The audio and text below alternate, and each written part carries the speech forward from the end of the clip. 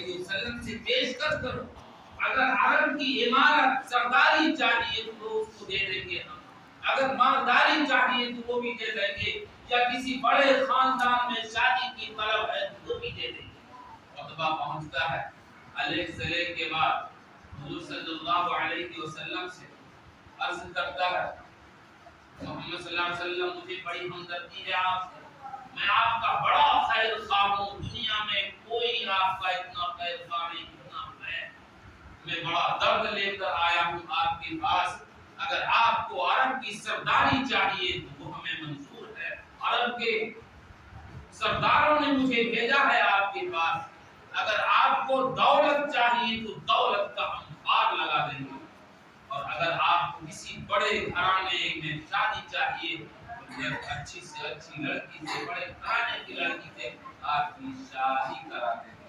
آقا صلی اللہ علیہ وسلم نے فرمایا یہ تیرا سوال ہے کہا اور کچھ کا کچھ نہیں۔ اللہ کے رسول صلی اللہ علیہ وسلم نے کہا اب میرا سن، حامیم تنزیل من الرحمن الرحیم، کتاب فصلت آیاته قرآنا عربیا لعلکم تعقلون۔ قرآن کا سننا، کانوں میں پڑھنا، دل کی دنیا بدلنے لگی۔ وہ عتبہ جو محمد کو بدلنے چلا تھا خود بدلنا شروع ہو گیا۔ قرآن اور حضور کی زبانی پڑھی جانے والی کتاب، کلام الہی کو خود حضور پڑھ رہے ہیں، دل کی دنیا بدلنے لگی۔ چپ چاپ کلام اللہ کی آیتوں کو سنتا رہا اور چپکے سے اٹھ کے وہاں سے چل منہ اترا ہوا ہے، عتبہ بدلا ہوا ہے۔ جب لوگوں نے عتبہ کو آتے ہوئے دیکھا کہ ارے یہ وہ عتبہ نہیں ہے، یہ تو کوئی اور ہے، جو منہ لے کر، جو چہرہ لے کر عتبہ گیا تھا، بدلا سا لگ رہا ہے۔ عتبہ نے آگے کہا کہ لوگوں میں نے وہ کلام سنا ہے جو آج تک میری کانوں نے نہیں سنی، حقیقت میں یہ اللہ کا کلام ہے، نہ وہ سحر ہے، نہ جادو ہے، نہ کہانت ہے۔ عتبہ کا دل بدل گیا، اس کی وجہ سے، اس کلام اللہ کی وجہ سے۔ اور ہم لوگ امام صاحب کا کہ اللہ اکبر ٹانگ ایسے کر کے بیٹھے ہیں، کوئی ایسے کر کے بیٹھا ہے، کوئی ایسے دیکھ لگایا ہوا ہے، جب امام اللہ اکبر جلدی سے رکوع ہے، کیا نماز ہے یہ نماز ہے یا مذاق ہے؟ کیا ہم دنیا داری کے لیے محنت اور مشقت نہیں کرتے ہیں؟ کرتے ہیں۔ بڑا بڑا مکئی اور کڑاکے کی مئی اور اپریل کی دھوپ، اور اس میں ہم پانی پٹون کرتے ہیں، پورا پسینہ میں شراب، اور ایک لمحہ مکئی میں گزارنا کٹھن ہوتا ہے۔ ہم نے خود تجربہ کیا ہے اور اس میں ہم رہتے ہیں دنیا کا فائدہ اٹھانے کے لیے۔ آخرت کا فائدہ کیسے اٹھایا جائے گا میرے بھائی؟ اللہ کا کلام پڑھا جا رہا ہے اور آپ انسنی کر رہے ہو، مجرم بن رہے ہو۔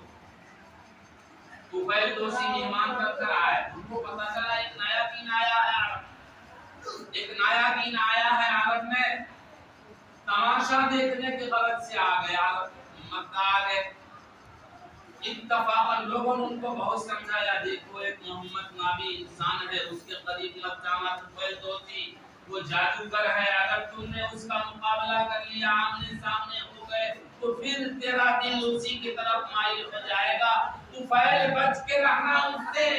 اس کے پاس ایک کلام ہے جو جادو کی طرف اثر کرتا ہے دلوں۔ کیا ہمارے اندر بھی جادو کی طرح کلام اللہ اثر کرتا ہے؟ کفار کہہ رہے ہیں وہ جادو کی طرح اثر کرتا ہے۔ دوپہر دوسی بچتے رہے۔ اتفاقاً اللہ کا یہ کرنا کہ آپ حرم مکہ میں نماز ادا کر رہے ہیں، حضور صلی اللہ علیہ وسلم اچانک دوپہر دوسی پہنچ گئے اور ان کی کانوں میں آواز پہنچی کلام اللہ، بس مبہوت ہو گئے، سننا شروع کیا۔ اللہ کے رسول کلام اللہ پڑھ رہے ہیں، یہ سن رہے ہیں، اور دل کی دنیا میں انقلاب پیدا ہو رہا ہے۔ چپ چاپ سنتے رہے۔ کفار مکہ نے اتنا سمجھایا تھا ان کی باتوں کو نہ سننا، سب سے قطع نظر سن رہے ہیں کلام اللہ کی حلاوت اور اس کی چاشنی دلوں میں اترتی چلی گئی۔ اللہ کے رسول سلام کہہ کر گھر کی طرف چلتا ہوئے یہ بھی آپ کے پیچھے ہو گئے اور گھر جا کے کہا اللہ کے رسول مجھے مسلمان بنا لیجیے، میں نے یہ کلام کبھی نہیں، یہ حقیقت میں اللہ کا کلام ہے کہ کسی انسان کا کلام نہیں ہو سکتا. اس کے اندر اثر آفرینی دلوں کو جیتنے کا ایک ملکہ ہے. اس کے اندر شیرینی ہے، مٹھاس ہے، حلاوت.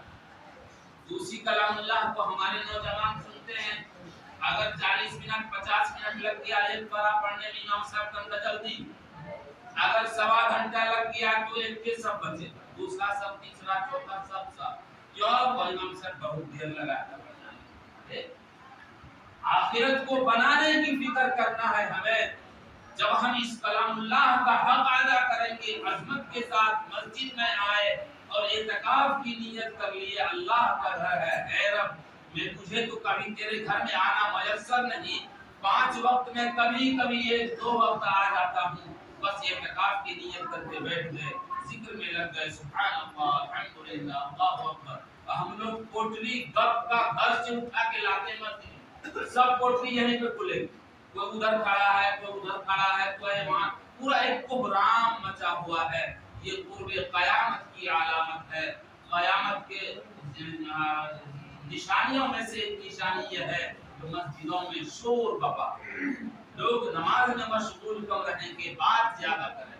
بالکل ہم لوگوں کو یہ اس لیے کو میں بڑے ہی عاجزی کے ساتھ آپ سے درخواست کروں گا، اللہ کے گھر میں جب آئیں تو ایک عظمت لے کر، اللہ کی محبت کو سینے میں سجا کر کہ خالق کائنات کے دربار میں میری حاضری ہو رہی ہے، بس میں ہوں اور میرا رب ہے. اللہ میری ہر حرکت کو دیکھ رہا ہے، نہیں، اللہ ایک حرکت کو دیکھ رہا ہے. آپ کے دلوں میں جو کھٹکا پیدا ہوتا ہے اللہ اس سے خبردار ہے. واقعی بزرگوں اور دوستوں، ہم مذاق نہ بنائیں، نہ مسجد کا مذاق بنائیں، نہ ہی تراویح کا مذاق بنائیں، نہ نماز کا مذاق بنائیں. نماز میں ہنسی آ جائے، خالق اور مخلوق کے درمیان بات ہو رہی ہے، عابد اور معبود کے درمیان راز کی بات ہو رہی ہے، اور ہم راز کی باتوں کو چھوڑ کر اور دوسرے مشاغل میں لگ جائیں، یہ کسی طرح بھی مناسب نہیں ہے. اللہ ہم سب کو سچا پکا مسلمان بنائے، مسجد میں 5 وقت حاضری کی توفیق سے سرفراز فرمائے. بزرگوں اور دوستوں، یہ قرآن ایسی ویسی چیز نہیں، اللہ کا صفت ازلی ہے، اللہ کے ذات سے نکلا ہوا کلام. اس سے اتنی ہی محبت ہونی چاہیے جتنی اللہ سے محبت کا حق ہے ہمیں، اتنا ہی اس کے کلام سے محبت ہونی چاہیے. اس سے پہلے بھی کہا گیا ہے اگر کوئی قرآن پڑھنا نہیں جانتا اس کے دل میں ایک گدگداہٹ پیدا ہونا چاہیے کسی قرآن کے پڑھنے والے کو دیکھ کر کہ اے کاش میں بھی اللہ کے کلام کا حافظ ہوتا، اے کاش میں بھی قرآن کا حافظ ہوتا کہ کل میدان قیامت میں، میدان محشر میں اللہ کا حکم ہوتا اے حافظ قرآن تو یہاں کیا کر رہا ہے، تیرا ٹھکانہ تو کہیں اور ہے، تو پڑھتا جا، اقرا ورتقی، پڑھتا جا، چڑھتا جا، جہاں تیرا قرآن ختم ہوگا وہی تیرا ٹھکانہ ہوگا، وہی تیری منزل ہوگی. اگر ہمیں حافظ نہیں ہے، کم سے کم قرآن کے پڑھنے والے سے محبت، اور قرآن کوئی پڑھ رہا ہو اس کے بغل میں آ کے بیٹھیں، غور سے اللہ کے کلام کو سنیں. یہ اللہ کا کلام ہے، خالق کائنات کا کلام. دل کی دنیا بدل جائے گی. آپ کلام اللہ کو سن کر دیکھیے، کلام اللہ کو ہاتھ لگا کے دیکھیے، عظمت کے ساتھ وضو کر کے آئیے، قرآن کو اٹھائیے، سینے سے لگائیے، اور صرف سینے سے نہیں، اوپر سے نہیں، تھوڑا اندر دل کی گہرائی میں بھی اس کو اتاریے، اور قرآن کو سامنے رکھ کر احترام کے ساتھ، عظمت کے ساتھ، محبت کے لہجے میں قرآن کو کھولیے، اور پھر قرآن پر اپنی انگلی پھرائیے، دل میں اللہ سے دعا کیجیے اے اللہ میں تو تیرا کلام کا پڑھنا نہیں جانتا، لیکن حقیقت میں یہ تیرا کلام ہے، اس کا دیکھنا، اس کا چھونا، اس پر عملی پھرانا، یہ ساری چیزیں عبادات میں شامل ہے. اے اللہ اس لیے میں اس پر عملی پھرا رہا ہوں، انشاءاللہ زندگی بن جائے گی، نسبت سمجھ جائے گی انشاءاللہ. لیکن اگر ہم نے اس کے خلاف کیا، جیسے ہم لوگ کرتے ہیں، مسجد میں آئے پورا شور، نہیں، دنیا کی باتوں کو گھر میں رکھ کے آئیے، مسجد اللہ کے لیے خالص آئیے، اللہ کی رضا کے لیے، اللہ کی خوشنودی کے لیے، جنت کی طلب میں آئیے اور دوزخ سے پناہ مانگیے۔ انشاءاللہ ہم لوگ مسجد میں آج سے کوئی بات نہیں کریں گے، سب اپنی اپنی بات کرنے میں مشغول رہتا ہے، ہنگامہ بابا ہوتا ہے، یہ کیا معاملہ ہے، کیا معاملہ بن گیا مسجد میں آ کر کے اتنا شور۔ اور دوسری بات تراویح میں دیکھیے، ادھر حقہ چل رہا ہے، ادھر بیٹنگ چل رہی ہے، یہ کچھ ہو رہا ہے، کچھ ہو رہا ہے، یہ مذاق ہے، مسجد کا مذاق، کلام اللہ کا مذاق، تراویح کا مذاق۔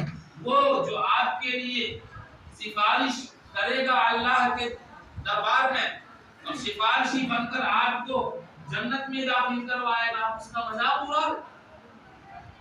اس لیے بزرگوں، روزہ رکھیں تو ہاتھ کا روزہ، کان کا روزہ، آنکھ کا روزہ، پورا جسم کا روزہ، تب روزہ رکھ لیا، اس کی غیبت، اس کی غیبت، اس کے تجسس میں، اس کے ٹوک میں بالکل نہیں، اس روزے سے کوئی فائدہ نہیں۔ فرض ادا ہوگا، روزے کے جو انوارات ہیں وہ حاصل نہیں ہوں گے۔ اس لیے روزہ کے دنوں میں روزہ اللہ کیوں رکھوا رہا ہے ہم سے؟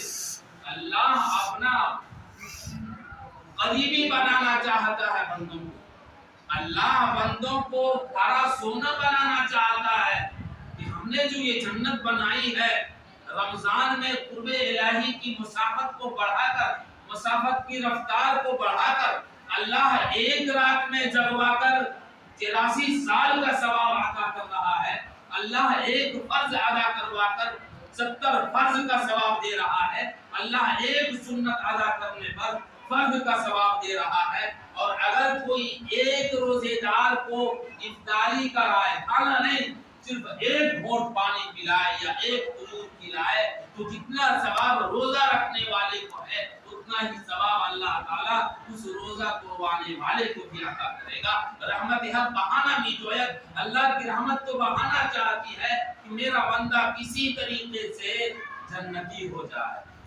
میرا فرما بردار بن جائے، میرا قرب حاصل کر لے، میری محبت میں دیوانہ ہو جائے۔ اور بندہ بھاگتا بھائی ایسا نہیں۔ اللہ تعالیٰ ہم سب کو صحیح سمجھ عطا فرمائے۔ اور ایک بات سن لیجیے،